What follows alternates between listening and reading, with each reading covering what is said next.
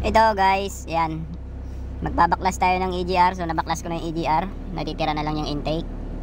Ayan, makikita nyo guys kung gaano kalinis. Pag pinabayaan mong ganito, wala.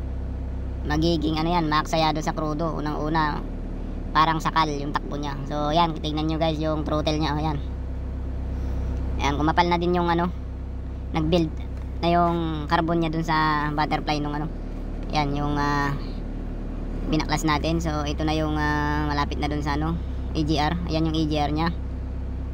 Ayan ang mangyayari sa EGR kapag napabayaan. 140,000 kilometer na ang odometer. So makikita nyo yung kung paano natakpan na yung butas nung ano, yung EGR nya. Kasi ano yan hati yan. So yan binaklas natin. Yan babaklasin natin mamaya. Makikita nyo yan. Nakapal na rin sigurado yan. Nabaklas ko na. Buti hindi pa ano, kasi yung ibang nababaklas kong ganyan guys, mas makapal yan. Tingnan nyo yung intake niya, yung intake manifold niya sobrang kapal niyan guys. Hirap na hirap yung sasakyan, parang sakal, kaya maaksayado sa krudo. Ayan. So lilinis yan, tinanggal ko lang yan guys, kasi nga para makita nyo kung gaano kakapal yung nandyan. So hindi ko pa natatanggal lahat yan. Tapos isasalang natin sa ultrasonic yan guys, para makita nyo kung talagang gaano kakinis yan pag after na nating malinisan. Ibababad natin yan mga 1 oras sa ultrasonic para isang anuhan na lang. So ayan na. Ito na. Inano ko na.